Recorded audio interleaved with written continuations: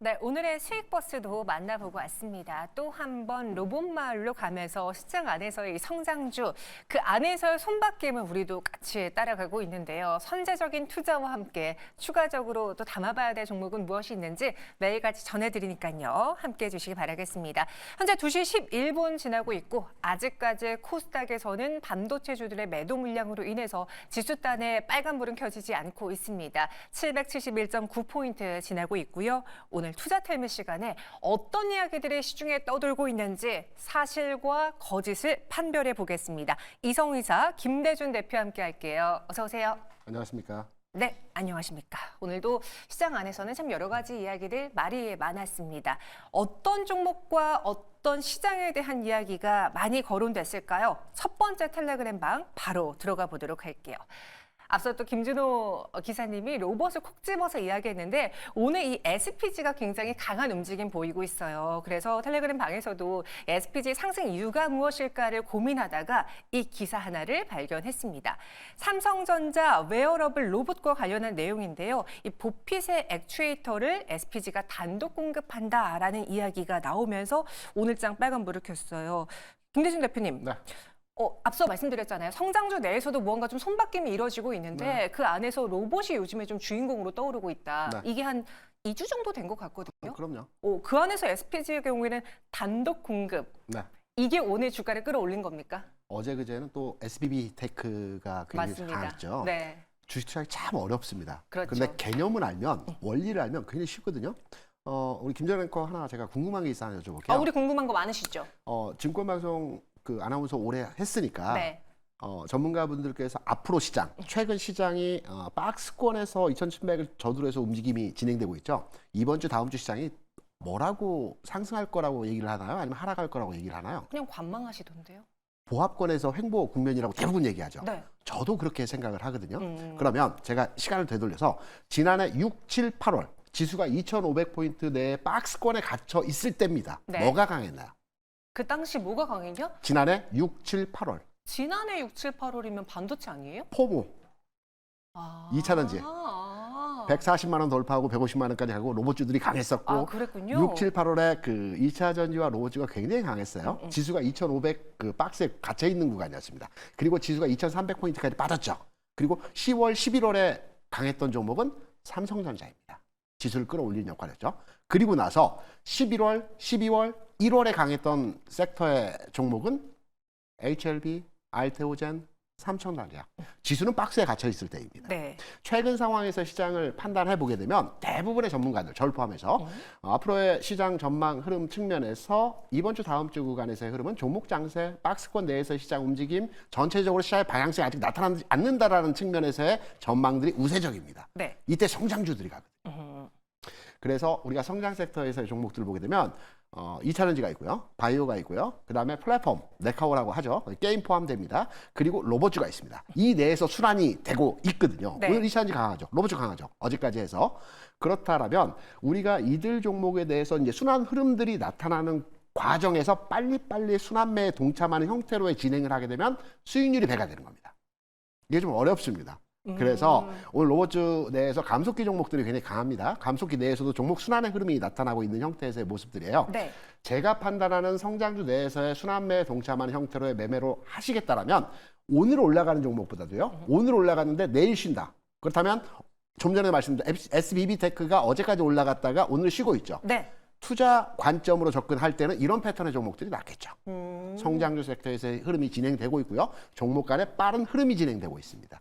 그래서 요 내에서의 흐름, 지금 올라가는 것보다 내일 올라갈 수 있는, 어제 올라갔던 종목 중에서 오늘 쉬고 있는 종목들. 네. 이 종목의 투자 관점으로 접근이 필요한 시장의 형태라고 보고 있습니다. 오히려 이 테마를 고르면 그 안에서 엇박을 잘 이용해 보자라고 그렇죠. 들리는데 실제로 그럼 SPG의 주가 흐름과 함께 오늘 다른 로봇주들의 흐름은 어땠는지도 한번 보겠습니다. SPG 현재 윗꼬리가 좀 달려 있긴 하지만요. 장중에 빨간불이 유지하고 있는 상황이고요. 오늘 분봉으로 봤을 때에도 오전장에 특히나 강했습니다. 그런데 로봇주 전반적으로 봤을 때는 지금 SPG만 빨간불이 들어와 있고요. 6.71% 상승 25,400원에 거래되고 있죠. 그럼 오늘 우리 김대준 대표의 경우에는 SPG가 아닌 다른 하락 종목에서 시선이 가십니까? 그러면 어제 강했던 건 레인보우 로보틱스였습니다. 네. 오늘 조정받고 있어요. 그럼 로봇주에서 선택을 하신다면 오늘 조정받고 있는 종목 내에서 선별화된 투자를 진행해야 되겠죠. 또는 좀 크게 본다면 2차 전지가 오늘 강했습니다. 로봇주가 오늘 쉬고 있어요. 바이오가 내일 장에서 움직일 흐름에서의 모습이 나타날 가능성이 있겠죠. 쉬고 네. 있는. 요 순환 흐름을 잘 타야 된다는 생각입니다. 순환 흐름을 잘 타자. 이성웅 이사님. 네. 이성웅 이사님도 그럼 엇박 내서 오늘장 쉬고 있는 종목들, 특히 로봇주를 공략하시겠습니까? 아니면은 SPG, 그래도 예, 액추에이터 관련해서 감속에 관련해서 대장이지 않습니까? 네. 조금 더 믿어보고 더 들고 가시겠습니까? 로봇과 관련된 종목 연속성은 존재한다라는 생각입니다. 네. 저점 대비해서 2배 올라온 종목들도 있어요. 금리 인하기에 수급 빈집 요인이 있다 보니까 발생하는 현상으로 보이고요. 그러면 본인의 스타일을 고려해 보시면 될 것 같아요. 추세 매매 스타일이고 펀더멘탈을 본다라고 하면 안 하면 되고요. 네. 그 외에 이제 뭐 이 비추세 스타일이고 여기에 대해서 모멘텀이 있는 쪽으로 좀 매매를 하는 스타일이시다라고 하면은 플레이를 하면 되고 그런 부분으로 지금은 가야 될 것 같아요. 왜냐하면 시장 자체가 추세는 뚜렷하게 없는 시장입니다. 그 안에서 과하게 왔다 갔다 본인 스타일을 버리고 왔다 갔다 하다가는 계좌가 녹을 수도 있겠죠. 그래서 그런 부분을 생각하고 선택하시도록 좀 열어두고 말씀을 드립니다. 이사님, 저희 시청자분 중에 한 분이요. 네. 강하다기보다는 바닥 반등 같은데요. 너무 빠져서라고 코멘트를 주셨어요. 네. 거기에 동의하십니까? 뭐 그런 부분도 가능할 것 같고요. 다만 우리가 지금 생각할 게 로봇주 같은 경우는 실적으로 보는 건 아니죠. 성장에 대한 부분이 또 나타날 수 있는가 그걸 보는데요. 삼성의 보피 출시 가능성이 열려 있고 그다음에 애플 같은 경우는 탁상용 로봇 예정된 부분이 아마 아이폰 차기작 시리즈 출시 때 함께 나올 것으로 보입니다.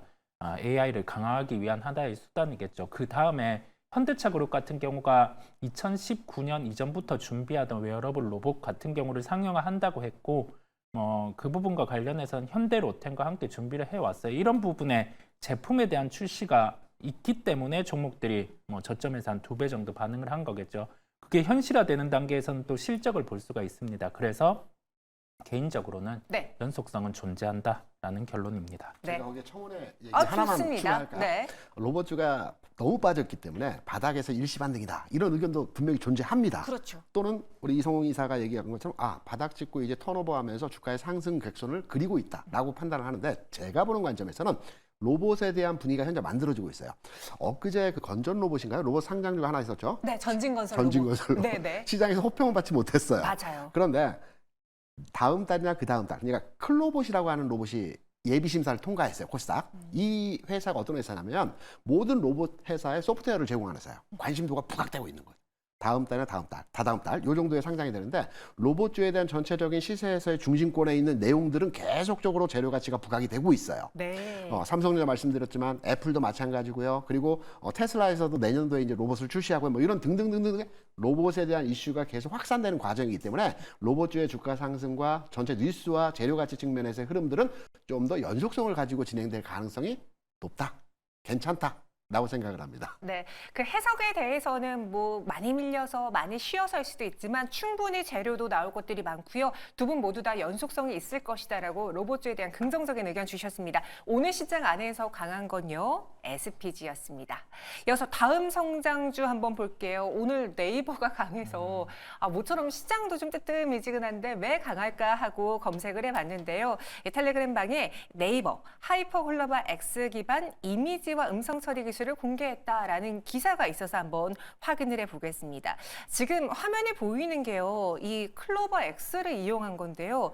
그래프에 따르면은 어느 회사의 점유율이 제일 높아 하고 사진을 보여줬는데 사진을 직접 받아들이고 해석해서 A 시장 점유율이 50%로 가장 높습니다라고 답을 했다고 합니다.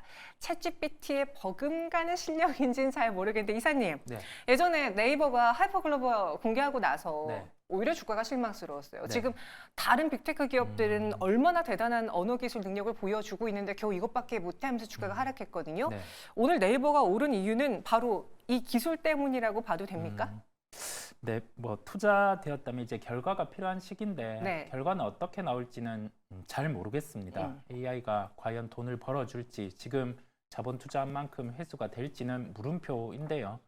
이번에 공개한 부분도 냉정하게 얘기하자면 특별한 점은 없습니다. 어찌 보면 주가가 반등이 나올 시기다 보니 끼워 맞추기 시기겠죠. 그러면 이게 잘 될 거란 기대감 정도의 반등, 밸류로 따지자고 하면은 네이버가 PBR 1배, 이 정도에서 더 빠질 게 있냐, 이 부분인데요. 반대로 생각하면 더 오를 측면은 뭐가 있을까? 그 정도로 개인적으로는 해석을 해볼 수 있겠고요. 그러면 제한적으로 저한테 자금을 줘서 네이버를 포트폴리오에 좀 편입을 하라라고 하면 저는 조금 더 나은 거를 찾도록 하겠습니다. 조금 더 나은 걸 찾겠다. 우리 옆에서 김대진 대표님도 고개 이렇게 끄덕이셨는데. 아니, 저는 편입합니다. 그래요? 당연하죠. 네이버 한번 잠깐 스탁 보고 갈게요. 현재 장대 양봉이 그려져 있습니다. 예전에는 네이버가 오전장에 좀 강하다가 힘이 붙이는 모습이 보여줬는데 네. 지금은 오늘 일중 내내, 장중 내내 상승을 오히려 확대 혹은 유지하고 있고요. 16만 4,300원에 외국인과 기관 투자자들의 매수도 유입되고 있어요. 조금 더 긍정적으로 본다는 김대중 대표님은 어떤 입장이시길래요? 산업의 변화죠. 산업의 변화다. 이렇게 말씀드릴게요. 이전까지는 HBM과 관련된 그 엔비디아 중심의 하드웨어 쪽에 AI 산업이 이제 확장되는 구간에서의 흐름들이 진행됐어요. 네. 이제부터는 소프트웨어죠. 돈 되는 사업 쪽에 AI 산업이 확장성을 가지고 주가 움직임이 나타날 겁니다. 예를 들어서 의료 AI 관련 주식 루닉 같은 종목들 최근 주가 움직임이 막 나타나지 않습니까? 돈 맞습니다. 버는 사업 쪽으로. 그리고 네이버 같은 경우에도 아까 하이퍼엑스를 말씀하셨지만 하이퍼엑스보다는 우리가 보통 AI라고 한다면 네이버라고 한다면 클라우드, 데이터 센터 많이 보유하고 있는 회사들이죠. 앞으로 이런 회사들의 주가 반응도가 긍정적으로 진행될 가능성이 높기 때문에 AI 내에서 하드웨어에서 소프트웨어로 진화된다라는 측면에서 네. 네카오 관심권에 두고 지금 편입해도 늦지 않았다고 저는 개인적으로 생각을 하고 있습니다. 편입해도 늦지 않을 것이다라는 네이버에 대해서 긍정적인 의견 네. 주셨습니다. 약간 두 분의 관점이 여기서는 좀 나뉘어졌는데요. 여러분 투자 판단 시 잘 참고해 보시고요. 오늘은 시장이 좀 부침을 겪고 있는 와중에도 코스피 시총 상위 안에서 눈에 띄는 네이버의 주가 흐름이었습니다. 반면에 실망스러운 소식도 있었습니다. 어제 공시가 나왔습니다. 공시를 보자마자 많은 분들이 분노하셨을 거예요. 이오플루의 경우인데요. 800억 원대 유상증자를 단행했습니다. 투자자분들을 배신하는 유상증자일까요? 최근에 펩트론 때문에 안 그래도 유장이 민감한 상황인데 이에 대해서 여러 가지 의견들이 있는데 최악의 유상증자다라는 의견의 글도 있었습니다. 이오플로우는 기술성 평가 성장성 특례를 이용해서 한국 자본시장의 특례를 받아 상장했는데 상장 후에 국내 주주들의 유증자금으로 회사를 키우려 한다? 이거 너무 꽁으로 먹으려는 거 아니냐 이런 불만 소리가 많아요. 지금 주가 볼까요? 사실 볼 필요가 없을 정도로 아직까지 하한가가 풀리지 않고 있습니다. 오전장에는 살짝 그 안에서 부침이 있었지만 지금 8,730원에 고정되어 있는데 대표님. 네. 펩트론보다 더 심한 유상증자다. 바이오 유상증자 또 우리를 배신했다. 원성이 자자하거든요. 이 유증의 내용이 어떻길래 투자자분들이 더 분노하는 걸까요? 우리가 주식 투자하다 보면 내가 가진 종목이 갑작스러운 유상증자를 하는 경우들이 더러 있습니다. 많죠. 이때 판단을 잘해야 되거든요. 네. 보통 유상증자는 두 가지 목적성을 가지고 유상증자를 합니다. 사업 다각화 또는 경영 개선. 이 두 가지 중에 하나이거든요. 최근 내에서 유상증자를 했던 대형주 내에서 흐름을 보겠습니다. LG 디스플레이가 아마 지난해 연말 올해 초 유상증자를 했죠. 네. 유상증자 가액 근처까지 내려왔다가 회복했습니다. 한 6개월, 8개월 정도 걸렸어요. 하나오션이 유상증자를 했어요. 물론 마찬가지로 형태로 유상증자 가액까지 내려왔다가 다시 이전 수준까지 다 회복을 했습니다. 그런데 유상증자에서 사업 다각화 추진을 하는 펩트론, 그러니까 공장을 짓는다고 하죠. 네. 앞으로 주문이 많아질 거기 때문에 우리는 공장을 짓기 위해서 돈이 필요해. 그래서 유상증자 주주들에게 돈 좀 우리에게 투자를 좀 해. 그럼 공장 지어서 더 많이 팔아서 주가를 올릴 테니까. 네. 이런 목적성의 회사들은 일정 수준에서의 주가가 하락할 수 있지만 시간을 두고 다시 회복하는 과정에서의 모습들이 나타납니다. 그런데 경영 개선, 그러니까 이오플로의 그 유상증자 목적을 보면 그 차입금 상환입니다. 그리고 직원들 월급 주기 위한 또 회사 운영하기 위한 운영경비 목적성을 가진 유상증자이거든요.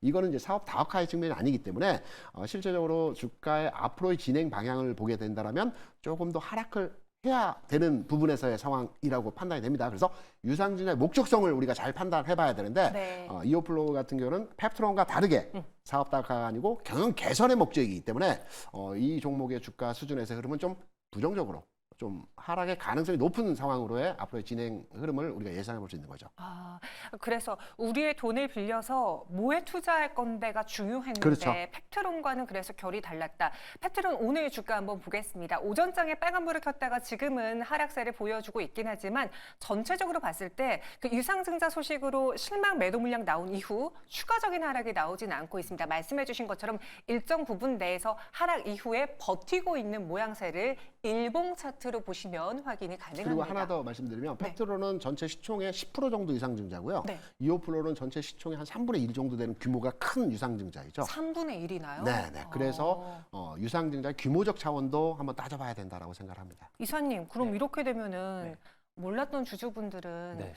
오전장에 뭐 매도할 수 있었던 분들이라면은 손실이 좀 적게 나올 수 있었겠지만 지금은 하한가고 이렇게 되면 내일장 추가 하락도 좀 불가피해 보이거든요. 네.